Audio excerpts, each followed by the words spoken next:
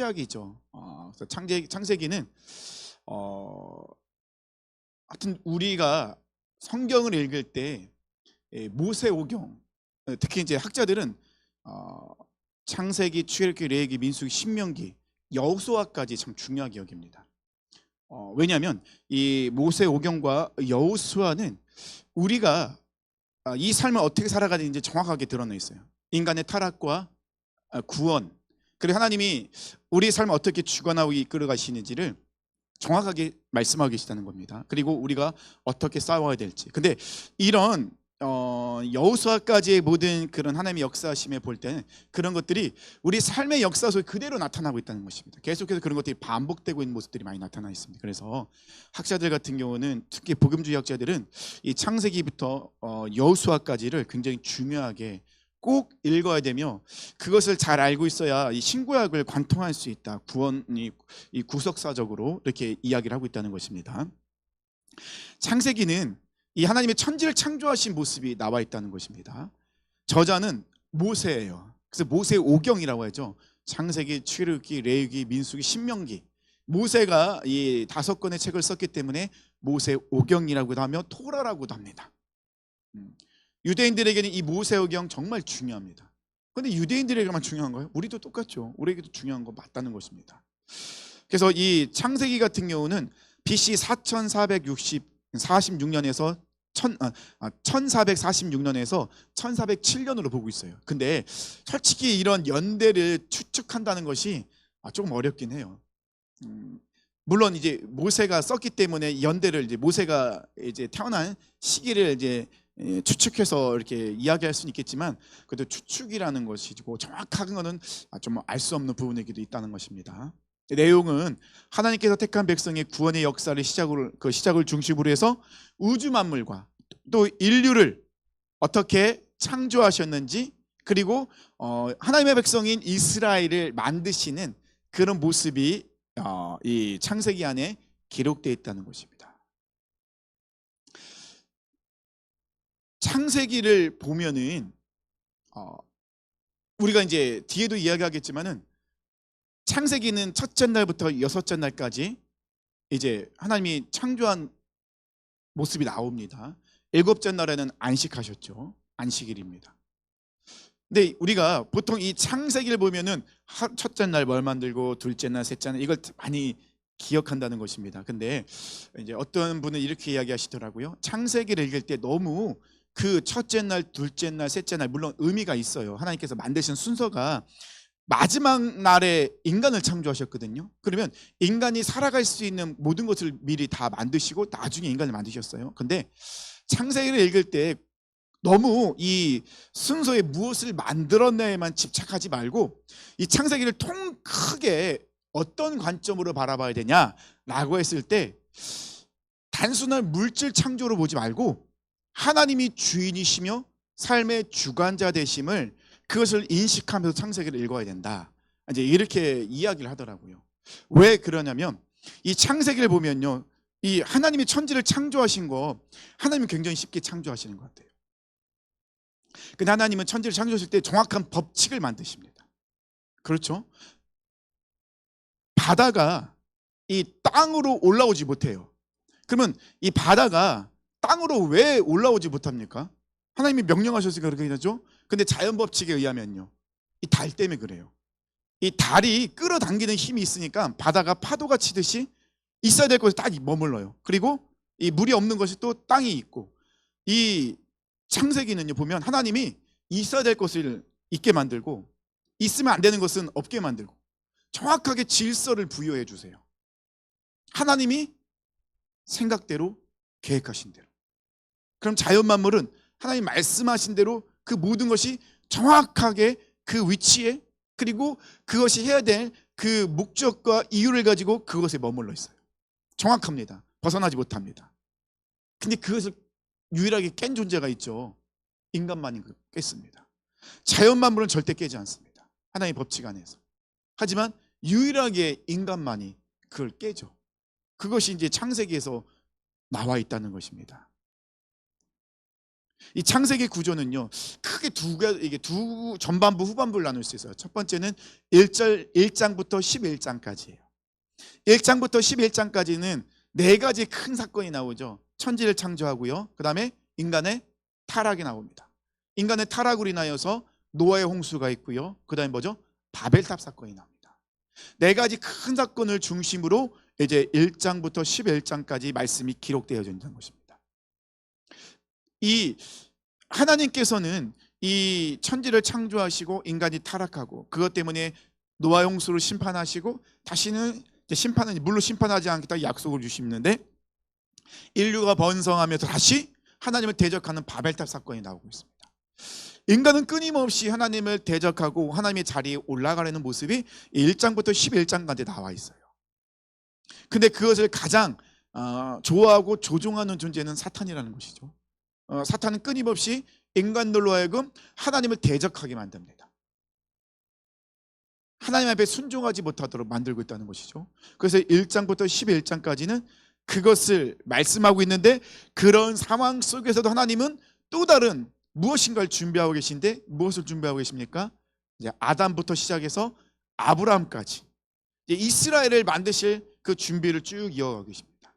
인간은 끊임없이 하나님을 대적하고 타락하고 하나님과 관계를 끊으려 그런 죄 속에 빠져 있지만 그럼에도 불구하고 하나님은 계속해서 인간을 회복할 준비를 끊임없이 하고 계시다는 것입니다.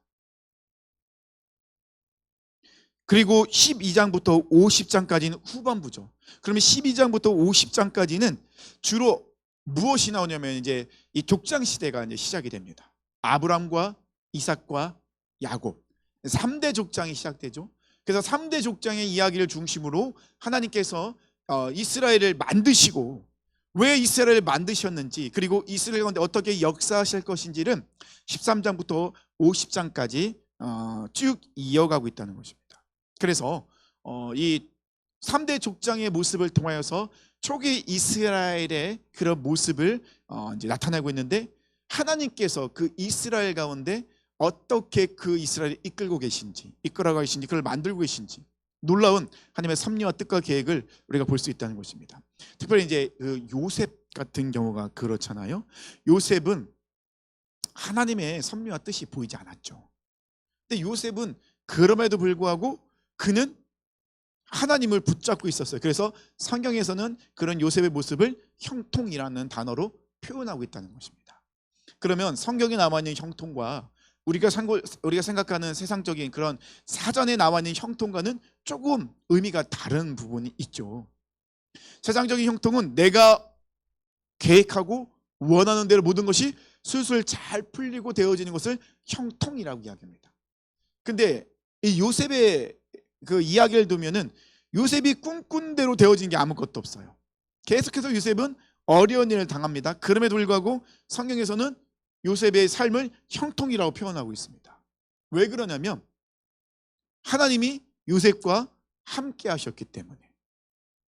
하나님이 요셉과 함께 하시는데 근데 이 요셉은 그 하나님 함께 하심을 느끼긴 하는데 하나님이 어떻게 이끌고 계신지는 보지는 못하고 있어요.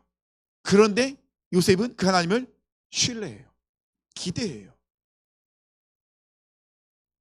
형통이라는 것은 우리가 주님과 함께 할 때 이때가 형통한 것이라는 거죠. 근데 주님과 함께 할 때는 계속해서 말씀드리지만 주도권을 내가 갖고 있는 것이 아니라 주님께 내어드리는 것이 진정한 동행이고 그것이 형통한 삶이라는 것입니다. 하나님께서는 요셉의 인생의 핸들을 붙잡고 계세요. 그럼 요셉은 아무것도 안 하고 있냐? 그렇진 않죠. 요셉은 그의 인생 가운데 뭘 나타내고 있죠? 하나님의 살아계심을 항상 드러내요. 그래서 보디발의 아내가 요셉을 유혹할 때 보디발의 요셉은 뭐라 하게 하죠?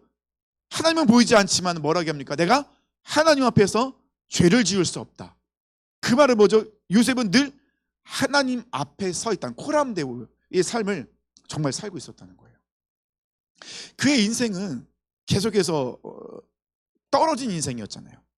노예를 팔리고 또 범죄하지 않으려 했던 모습 때문에 감옥에 가게 되고 근데 그가 감옥에 간 것은 결국 하나님께서 애굽을 총리로 세우기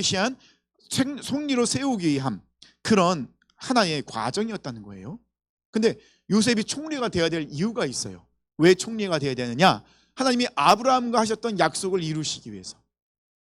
하나님이 아브라함에게 약속을 하시죠. 4대 만에 네 자손들이 노예에서 벗어나서 내가 약속한 땅으로 갈 것이다. 그것을 이루기 위해서는 요셉이 총리가 돼야 돼요. 근데 요셉은 모르죠. 근데 요셉이 하는 건 뭐죠? 끝까지 하나님을 신뢰하는 거.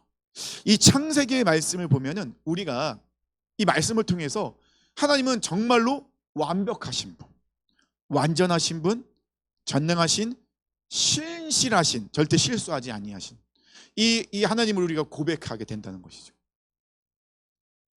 근데 저녁을 먹으면서도 이제 아내가 그 얘기를 하더라고요. 창세기를 보게 되면 정말 위대하신 하나님을 찬양할 수밖에 없다고. 그래서 그런 어려움과 역경이 와도 우리가 그것을 충분히 이겨낼 수 있다는 마음이 생긴대요. 근데 마음만 생기는 것 같아요. 실질적으로 어려움이 닥쳐오면은 순간적으로 무너지게 될 때도 있죠. 왜냐면 자꾸 내가 원하는 대로 그것이 방향이 흘러가지 않기 때문에. 물론 하나님이 역사하시고 인도하신다 믿고는 있는데, 그런데 눈앞에 펼쳐지는 상황은 나를 너무나 힘들게 한다는 거예요.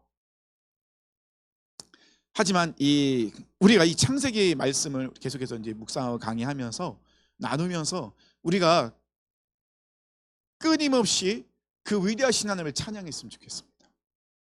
하나님이 실수하지 아니하심을 우리가 고백하며 나갔으면 좋겠다는 것이죠. 그래서 이 창세기는요, 이 구속사적 관점으로 보는 이 천지창조, 인류, 죄, 타락, 하나님의 부르심, 회복, 그리고 약속들이 이 안에 다 들어가 있어요. 그리고 하나님은 그 약속을 반드시 이루셨죠. 자, 창세기 구조를 보면요, 오늘은 좀 약간 창세기 오리엔테이션이라고 할까요? 그런 개략적인 그런 개요를 말씀드립니다. 창세기 구조는 1장부터 2장까지는 창조예요. 근데 1장의 창조의 내용과 2장의 창조의 내용이 좀 달라요. 기사가 좀 달라요. 그러면은 이제 이것 때문에 조금 혼란스러우신 분들 계십니다. 1장의 창조의 그 순서와 모습이 다르고 2장은 좀 달라요. 왜 다를까요? 좀 관점이 좀 달라서 그래요. 하나님이 천지 창조하신 건 똑같은데, 근데 어떤 관점을 두고 이 기사가 기록되어 있느냐에 따라서 이 하나님께서 천지를 창조하신 기사가 좀 다르게 나와 있다는 것입니다. 3장은 인간의 타락에 나와 있죠. 4장과 9장은요, 4장의 9장은 대홍수가 일어나게 되고, 10장의 11장은 이제 민족이 나누게 되죠.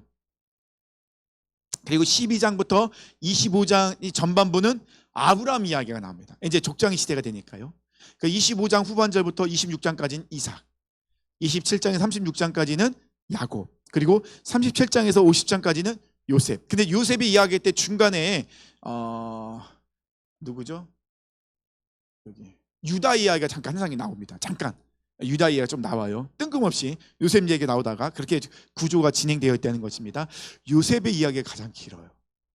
왜냐하면 이 요셉의 이야기를 통한 하나님의 구속사적 역사심과 그 일하심이 분명히 두드러지게 나타나 있기 때문에 그래요. 창세기에 나오는 언약들이, 약속들이 있습니다. 하나님 약속하신 것들.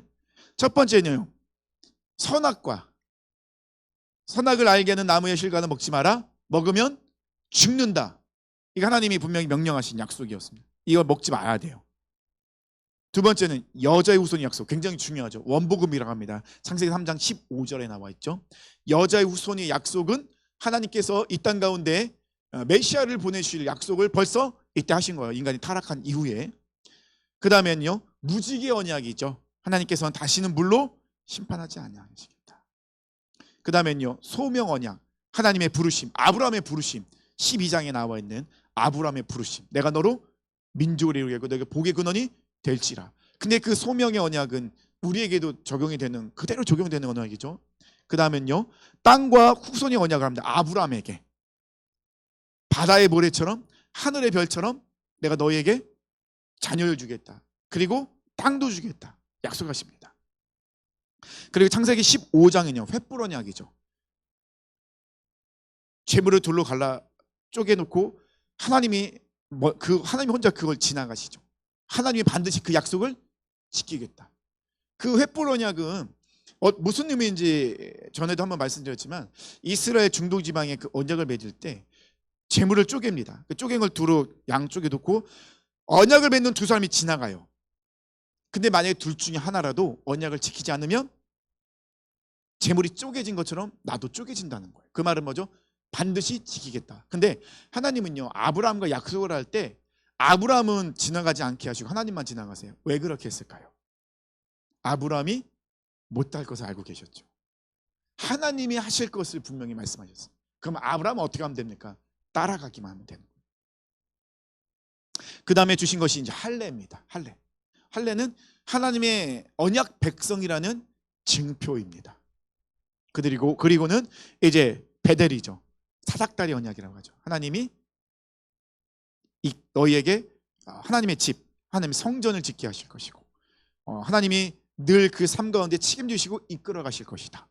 하나님이 약속을 하셨다는 것입니다. 근데 이 창세기에 나오는 이 언약들을 가만히 보면요, 하나님이 뭐 여자의 우선은 언약은 뭐 하나님이 하셔야 될 약속이긴 하지만 무지개 언약도 그렇지만 나머지 언약들을 보면요, 하나님은 단 한 번도 약속을 깬 적이 없으세요.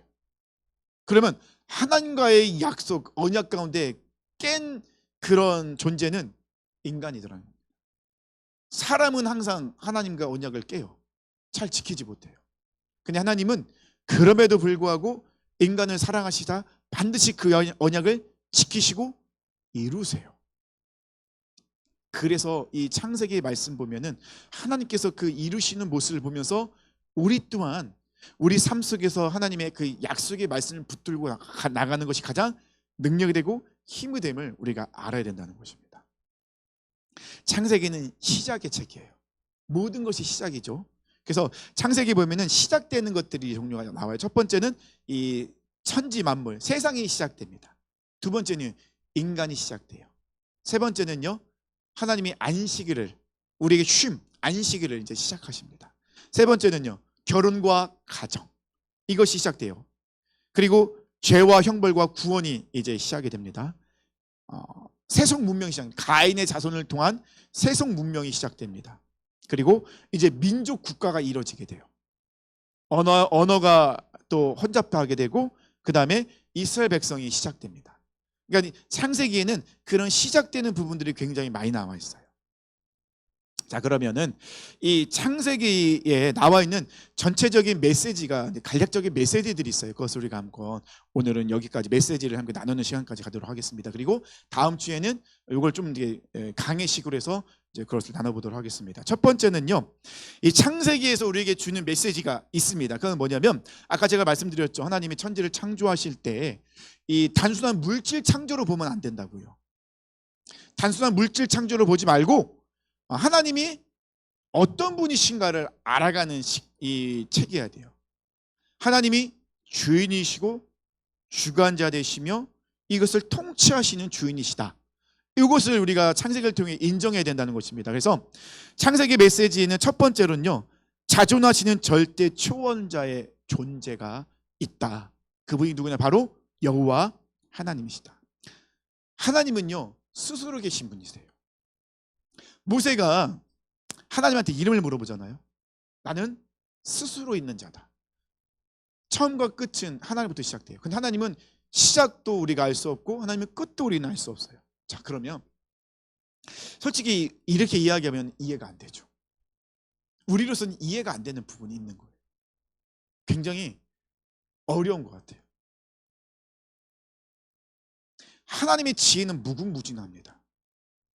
우리는 하나님의 지혜와 그 하나님의 그 지식을 감히 측량할 수가 없어요. 그러면 하나님께서 그 무궁무진한 그 모든 것들을 우리에게 다 알려주면 우리가 그걸 감당할 수 있을까요? 우리의 언어로 그것을 표현할 수 있을까요? 표현이 가능할까요? 불가능하죠.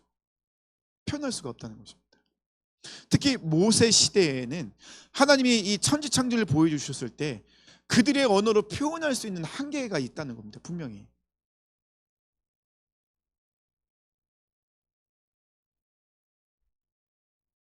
어린아이에게 반도체가 만들어지는 과정을 설명하면 어린아이가 알아듣겠습니까? 못 알아듣죠. 알아들 수가 없어요.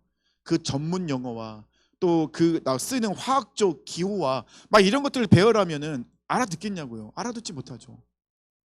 그러면 아이한테 이야기할 수 있는 건 그 아이가 알아들을 수 있는 요거는 이거 우리가 생활할 때 정말 필요한 재료야. 거기까지밖에 얘기를 못해요. 더 이상은 이야기해 줄 수가 없어요. 왜냐하면 이야기해도 알아들 수가 없네.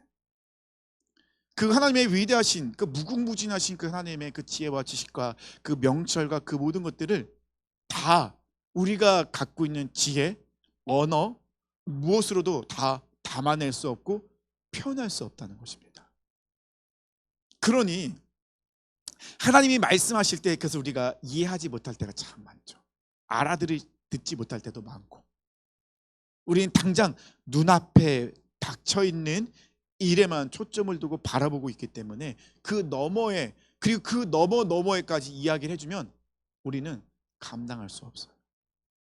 우리 지혜는 좀 더 쉽게 말씀드리면요, 제가 만약에 예를 들어서 제가 2024년 12월 22일에 제가 죽는다고 생각해 보세요. 결정됐어요.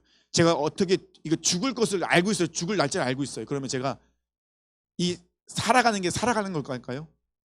그 시간은 완전히 아마 지옥일 거예요. 이게 사는 게 아닐 수도 있어요. 이건 극단적인 얘기는 하겠지만 하나님이 우리에게 알려주시는 것도 우리에게 저 너머의 멀리까지 얘기를 안 해주세요. 왜냐하면 감당할 수가 없어요. 우리가 그것을. 그러면 하나님은 우리가 우리 상황 속에서 이해할 수 있고 받아들일 수 있는 것까지 알려주시는 거예요. 하나씩 하나씩. 그렇게 이끌어 가신다는 거죠. 근데 우리는 항상 뭐라고 얘기하죠? 더 멀리를 알려달라고 해요. 더 깊은 걸 알려달라고 해요. 근데 알려주면 감당을 못해요. 이게 우리의 욕심이라는 것이죠. 하나님은 자존하시는 절대 초원자세요. 그래서 모든 것의 시작은 하나님이에요. 모든 것의 끝도 하나님이에요. 모든 사건의 최종적인 원인도 하나님이세요.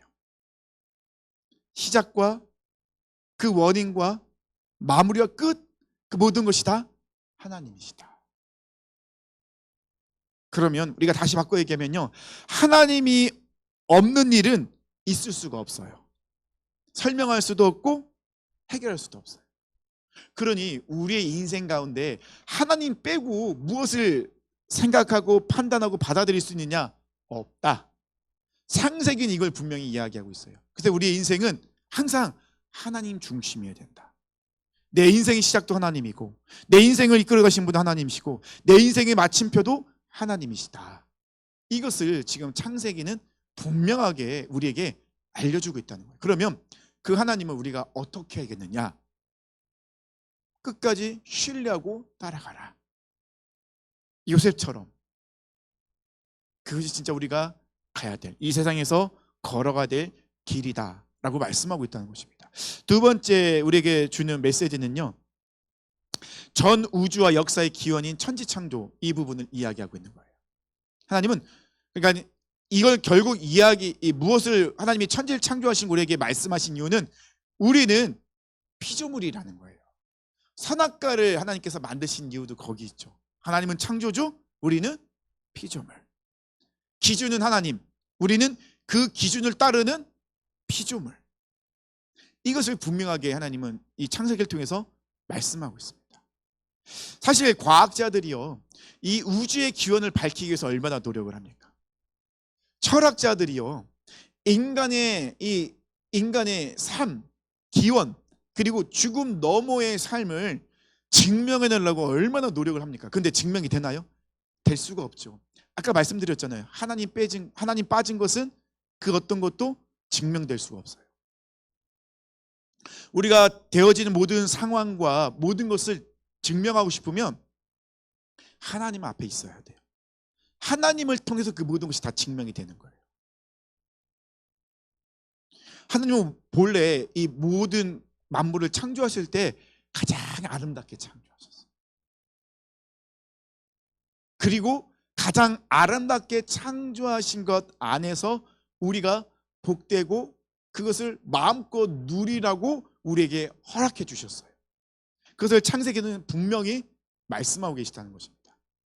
그러니까 우리가 이 살아가는 이 시대에 고난과 역경과 여러 가지 아픔과 고통이 있는 것은 하나님 만드신 게 아니라는 거예요. 하나님은 천지 창조할 때 그렇게 창조하지 않으셨어요.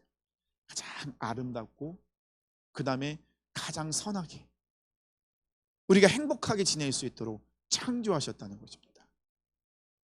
그 하나님 우리를 그렇게 이 모든 걸 창조하셨는데, 근데 우리가 이 죄로 인해 그 모든 것이 깨어지고 하나님 앞에 떠나게 되고 그러므로 인해 우리가 고통을 당할 수밖에 없다. 이런 것들을 이 창세기에서는 분명히 말씀하고 계시다는 것입니다.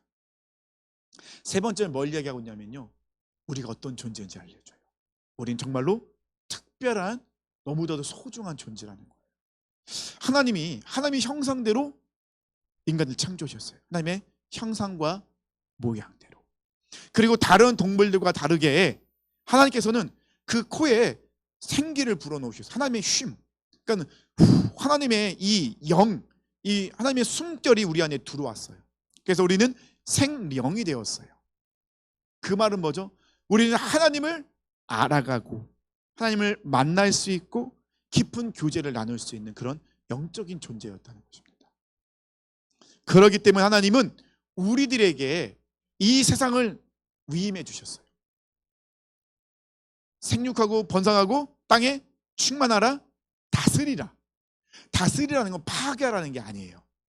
하나님께 받은 것을 잘 질서 안에서 질서를 유지하면서 갖고 나가는 거예요. 우리가 이렇게 나무를 가꾸는 것처럼 벌레도 잡아주고 물도 주고 햇볕도 잘 쬐게 하고, 이런 것들 인간에게만 그런 권한을 주셨어요. 하나님이 얼마나 우리를 사랑하시는지 알 수 있다는 것이죠. 그러면 내가 누군가에게 상처를 주고 누군가를 욕을 하고 누군가를 저주한다, 이거는 하나님 정말 기뻐하시지 않는 거예요.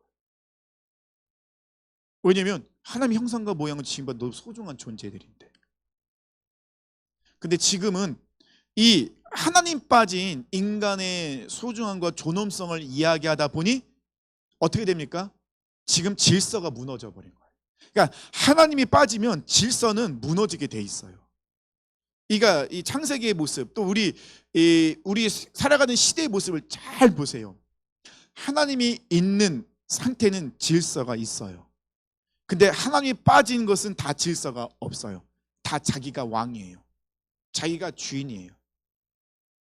제가 새벽 기도 때 말씀드렸나요? 이찬수 목사님이 이제 설교 시간에 이런 말씀을 하시더라 하면서 젠더에 대한 부분들, 이제 이찬수 목사님이 외국을 갔는데 우리 박정숙 권사님도 다녀온 그걸 했을 것 같은데, 가면은 이제 입국 심사를 받기 위해서는 내가 어떤 사람인지 체크를 해야 되잖아요. 근데 옛날에는 이 젠더, 이 성에 대해서 두 가지밖에 없었어요. 남성, 여성.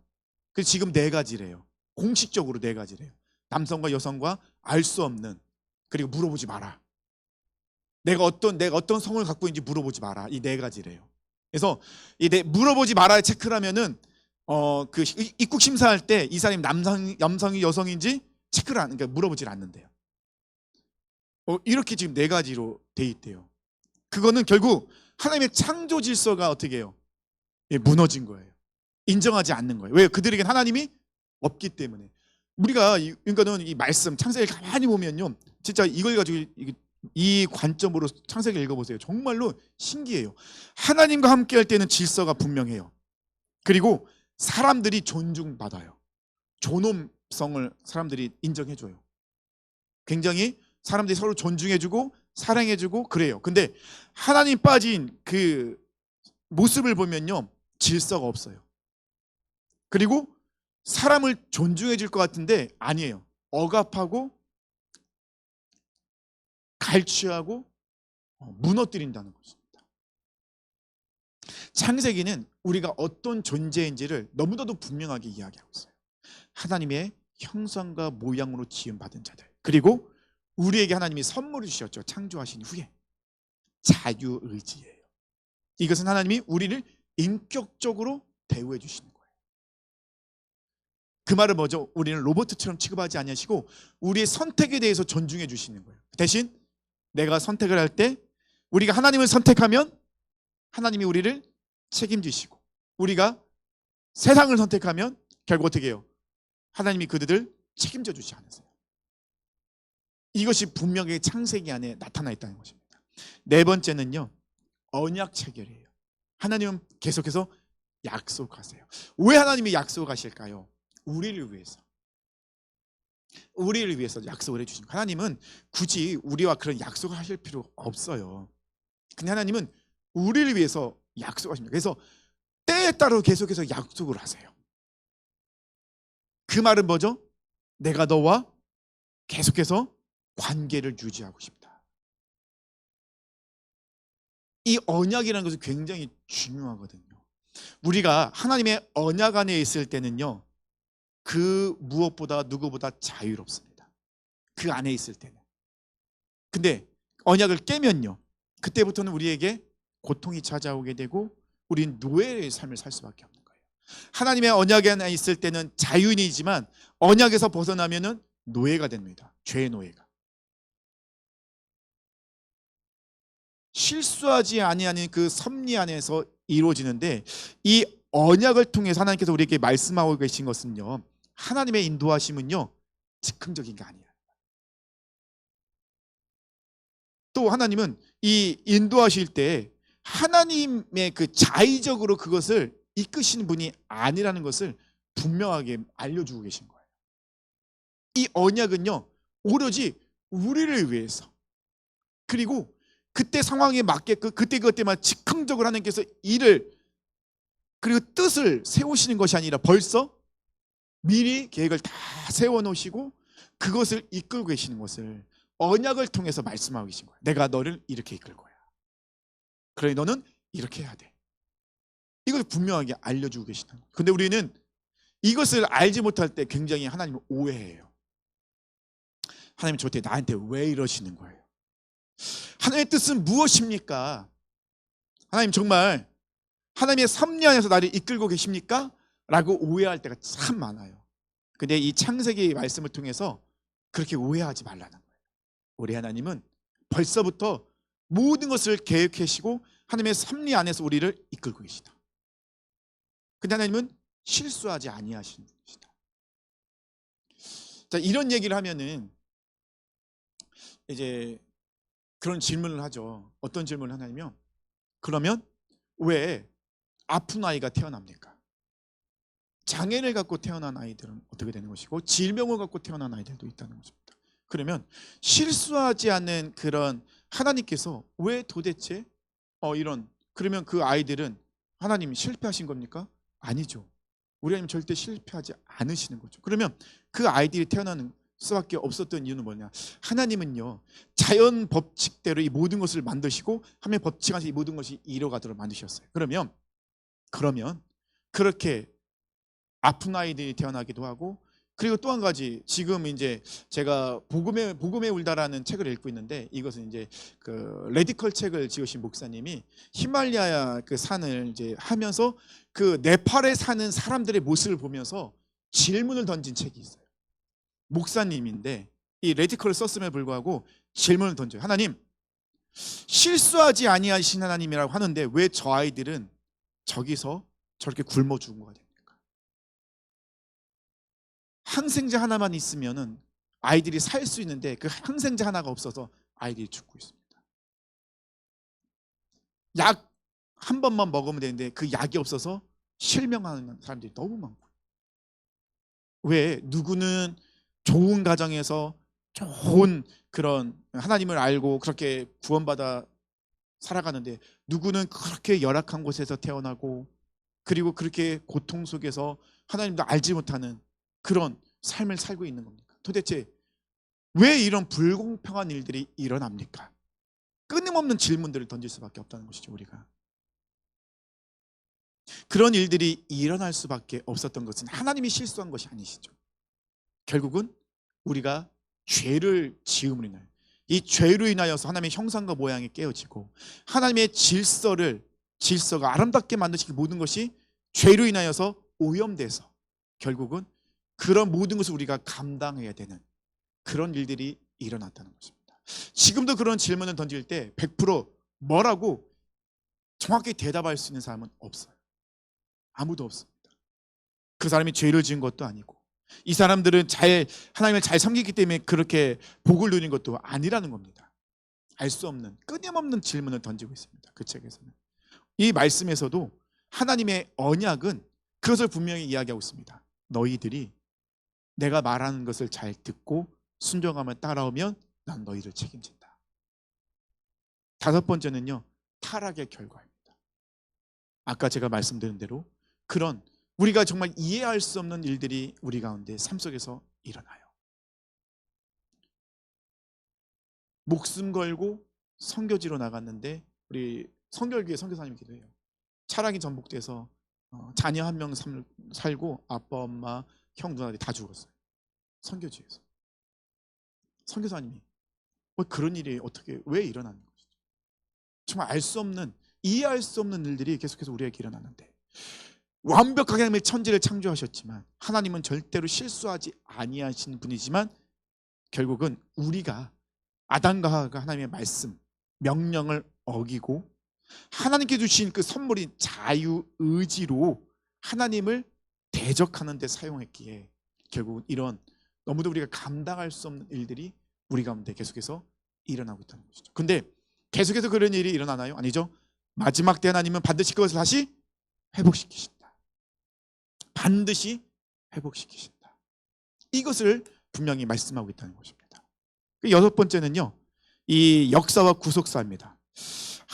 우리는 이 죄를 지어서 범죄함으로 죽었어요. 그죠? 죄로 인하여서요. 근데 하나님은 다시 그 죄인인 그 인간을 살리기 위해서, 회복시키기 위해서 하나님은 그들의 인간의 구원을 위한 그 구속의 법을 세우셨어요. 그것이 바로 여자의 후손입니다. 이 여자의 후손을 통하여서 하나님은 반드시 너희를 회복하겠다.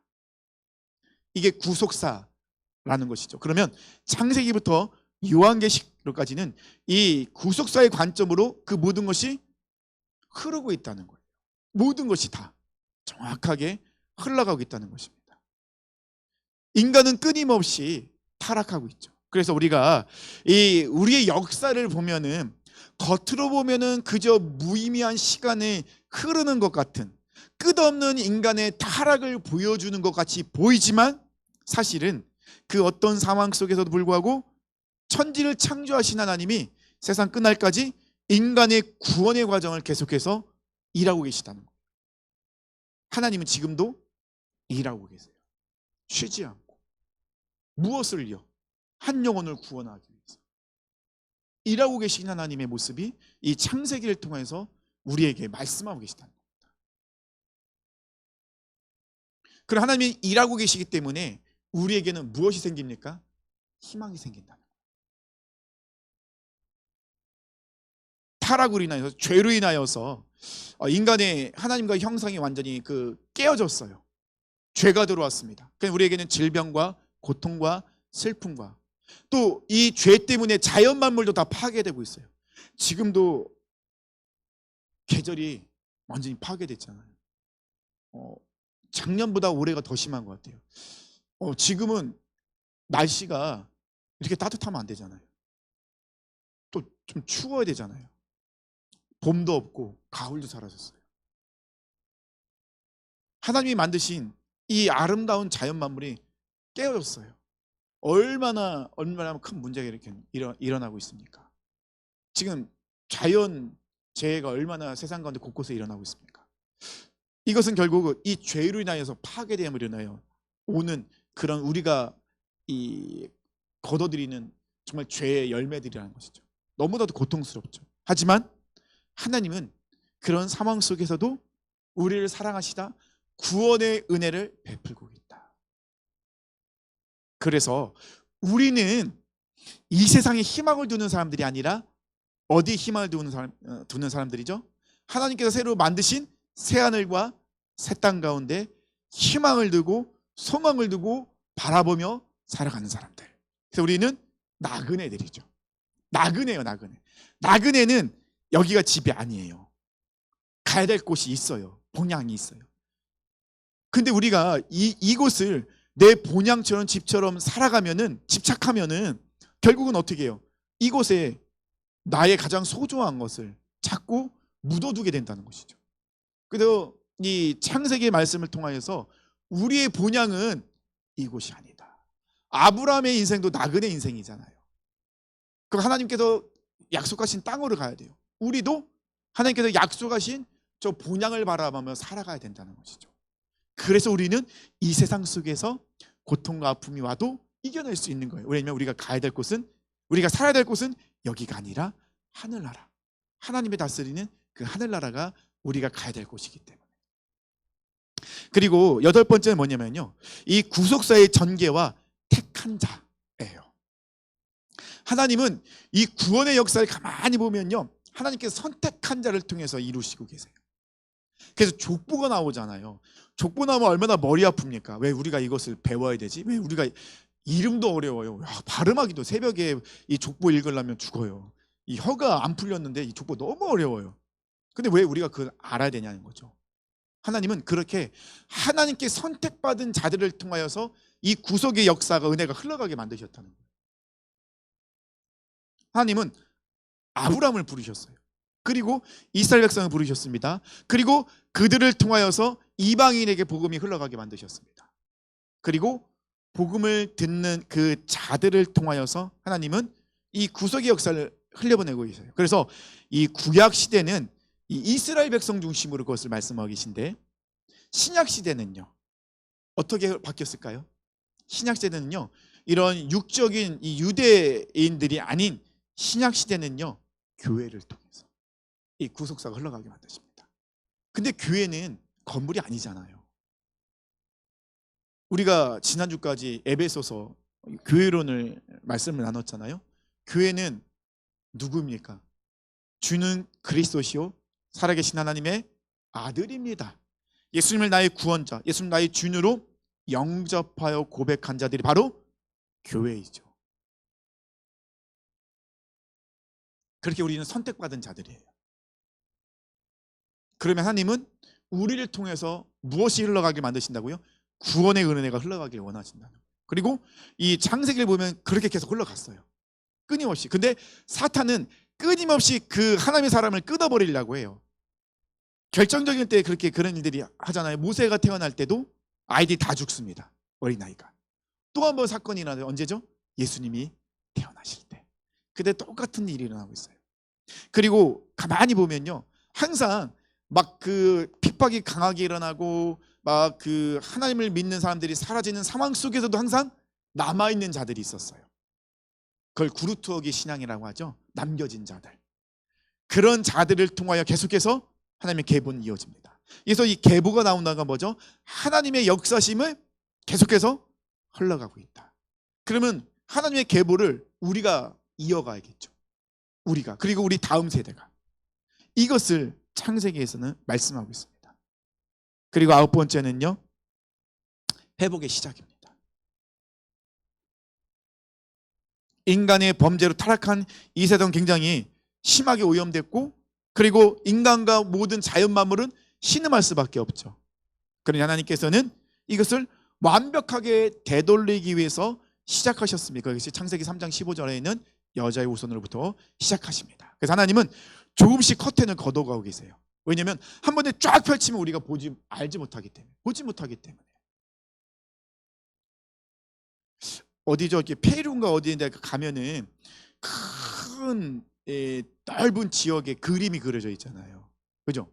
근데 그림이 그려져 있는데 우리가 그 그림이 그려져 있는 그 장소에서 그 그림을 보면 몰라요. 볼 수가 없어요.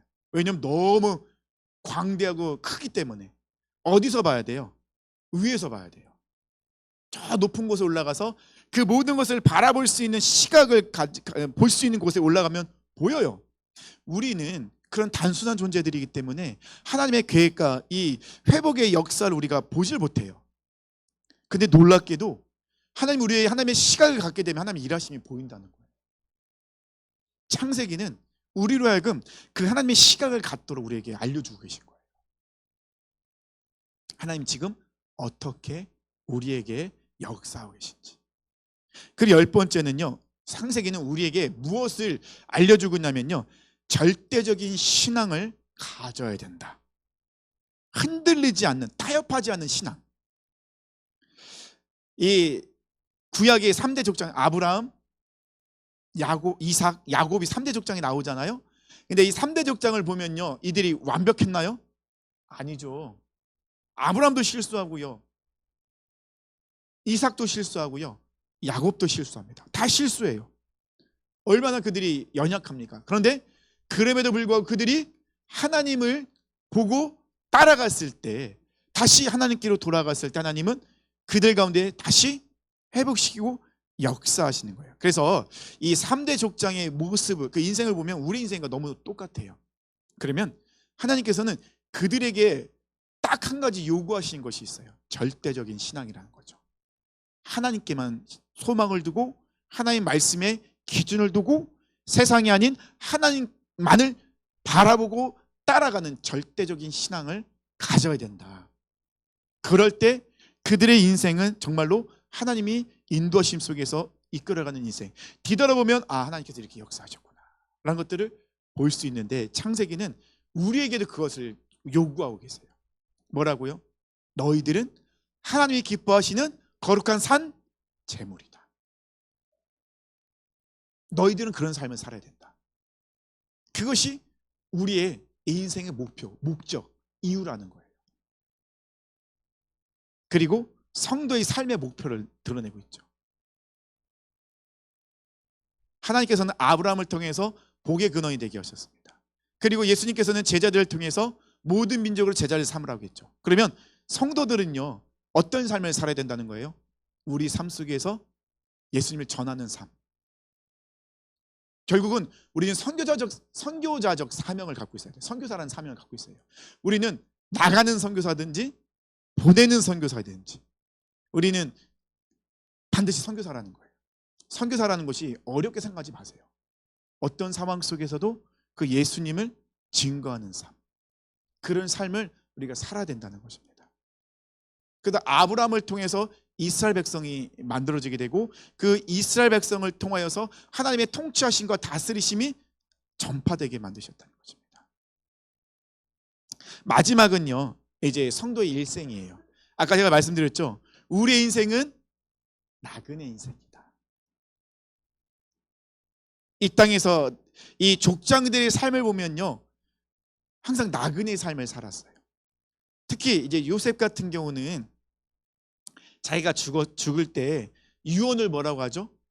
하나님께서 반드시 너희를 하나님이 허락하신 땅으로 인도하실 텐데 그때 내 뼈를 가지고 가라. 나는 비록 이곳에 묻히지만 요셉의 모든 소망과 그 모든 것은 어디에 있어요? 하나님이 약속하신 땅에 있었어요. 지금 그가 살아가는 땅은 그의 집이 아니라는 것을 요셉은 알고 있었어요. 그래서 반드시 하나님이 너희를 이끄실 것이다. 지금 요셉에게는 그런 기미도 보이지 않아요. 먼 훗날의 일입니다. 하지만 요셉은 알고 있었어요. 그래서 요셉은 내 인생은 나그네 인생이다. 근데 야곱도 그렇게 고백하죠. 바로 앞에서 내 험악한 세상, 내 인생은 나그네 인생인데 정말 험악한 세월을 살았다고 그렇게 고백하잖아요. 그러니까 우리가 살아가는 이 세상은 그런 삶인데, 근데 우리의 일생은 우리는 나그네 인생이다. 예수님께서 우리에게 말씀하시잖아요. 너의 보물을 어디에 쌓아두라고 해요? 하늘나라에 쌓아두라고 해요. 이 땅은 썩어 없어질 땅이고 사라질 땅인데 이 땅에 그런 소망을 두지 말라는 것입니다. 이런 말씀들이, 이런 대략적인 개요들이 이 창세기 안에 들어가 있어요. 그래서 우리는 이 창세기를 읽을 때 가장 먼저 생각할 것은 너무 우리가 뭐라고 해야 되죠? 물질 관념적인 생각으로 창세기를 읽지 마시고, 하나님이 나의 창조주시고 하나님 나의 주인이시고 지금 하나님께서 이 일을 통해 지금 어떻게 그 삶을 이끌고 계신지, 이런 구속사적 관점으로 이것을 창세기를 읽어보시면 조금 더 재밌고, 우리가 또 하나님을 어떻게 섬겨야 될지, 믿어야 될지, 우리 믿음에 대한 부분들 다시 한번 생각할 수 있다는 것입니다. 그래서 시간이 거의 다 됐는데요, 우리 창세기 1장 1절만 볼게요. 창세기 1장 1절입니다. 태초에 하나님이 천지를 창조하시니라. 자, 이 시작이 굉장히 중요한 시작이거든요. 태초에 하나님이 천지를 창조하시니라. 정말 짧은 구절입니다. 근데 이 구절은요, 우리의 인생을 바꾸는 구절이에요. 이 구절은요, 그냥 이 천지를 창조할 때 사실을 전달하는 구절이 아닙니다. 그럼 창세기 1장 1절은 어떤 걸 우리에게 요구하고 계실까요? 우리의 신앙 고백을 요구하고 있는 거예요. 태초에 하나님이 천지를 창조하시니라. 이 말씀 믿으십니까? 세상 사람들이 이 말씀 못 믿어요. 절대 못 믿어요. 그러면 이 말씀이 믿어진다는 것은요, 우리는 하나님께 선택받은 사람이에요. 하나님께 선택받지 못한 사람은 이 말씀 믿어지지가 않습니다. 이해가 되지 않아요. 아까 말씀드렸죠. 과학자들은 우주의 기원을, 탄생을 밝히려 하지만 밝히지 못하고 있습니다.